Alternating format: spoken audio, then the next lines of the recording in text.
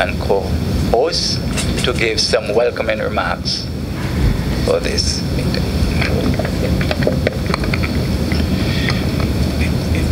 Thank you very much, Dr. Slater, Assistant Secretary General, Human and Social Development at the CARICOM Secretariat.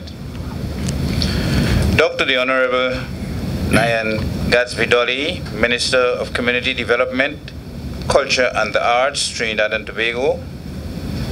Ambassador Erwin LaRope, CARICOM Secretary General. Other ministers and ministers of culture. Directors and officials from the Department of Culture, youths, members of the media. A pleasant good morning and welcome to you all to Guyana. I am pleased to be a participant in this 36th meeting of the Council of Human and Social Development on Culture, COHSOD. 4 years ago, at the 27th meeting of this council, my colleague and predecessor, the then Minister with responsibility for culture, Dr. Rubnarain, in his opening address, lamented the fact that culture was not included as an agenda item. He observed, and I can't agree with him more, that culture rightfully falls under the aegis of this August Council, and it is perhaps time we seek to truly mainstream culture in national development.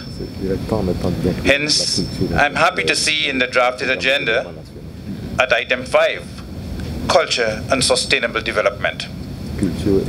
As Minister of Social Cohesion with responsibilities for culture, youth and sport, I can say today that in Guyana, we view culture as a central pillar for the sustained development of our nation, in keeping with this meeting's theme, leveraging CARICOM's cultural assets for the sustainable development of the community. Culture as a heritage. Culture is the tapestry that binds and allows us to identify with each other. It inculcates the love of the diverse art forms. It preserves and transmits our common history and customs. It contributes to the aesthetics of our environment and remains at the core of our continued quest for sustained unity. The role of culture to cohesion of the CARICOM community must never be underestimated, particularly in the face of globalization. We must guard against the domination of culture penetration from elsewhere and actively seek to preserve and promote and guide the direction of cultural heritage in every sphere. With respect to preservation, and I'm happy that I have at my right the Honorable Minister of Community Development and Culture and Arts of Trinidad and Tobago, because I can never forget a classic performance that I witnessed in New York in 1991 by the legendary calypsonian from Trinidad and Tobago, Lord Pretender, Ulrich Farrell, saying, "They don't make them like me anymore." I should add that even as we place a premium on the maintenance and preservation of our cultural heritage, we also need to recognize that culture is versatile.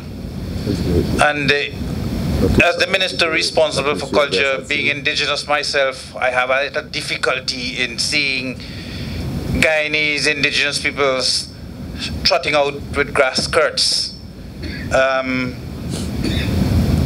as though time is standing still. We also need to recognize that it is not static, and our communal culture has been shaped by and continues to be shaped by the meaningful inclusion of a variety of forces. As we face the challenges of humanitarian crisis on our borders, migrants coming with their own culture, their dances, their language, and values, and those in the diaspora who exercise their right to return. Our culture in the Caribbean will invariably change and evolve. Let it evolve, let it not change. As we force on economic development and industry, in many aspects, the culture and creative industry can become one of the key vehicles driving development. It is up to us, the policymakers, to foster an environment which lends support to the artistic community through development-friendly policies which addresses capacity building, technical assistance, and assistance to source funding, which will inevitably transcend into economic value for each nation and the community at large. This is a collective mission, and we must work together to achieve tangible and impactful outcomes. Hence, my excitement to witness the establishment of the Caribbean Creative Industries Management Unit and the establishment of a national and regional registry of artists and cultural workers. The government of Guyana commits itself to provide support as we work towards achieving every target to better our culture and creative industries.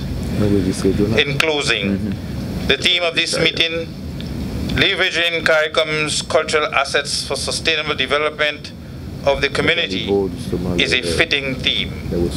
It is imperative that we speed up those cultural assets now, mapping, creating policy and meaningful assessment of resources to develop and maintain these assets. And finally, we get to the leverage of those assets for common sustained development. I strongly believe that these cultural assets across this region can become a greater force to drive development across the CARICOM community if we are able to effectively channel their use for impactful economic development. As I take my leave, it is my hope today that the outcomes of this meeting will bring not only renewed hope for the cultural industries, but significant development towards the achievement of our targets. I thank you.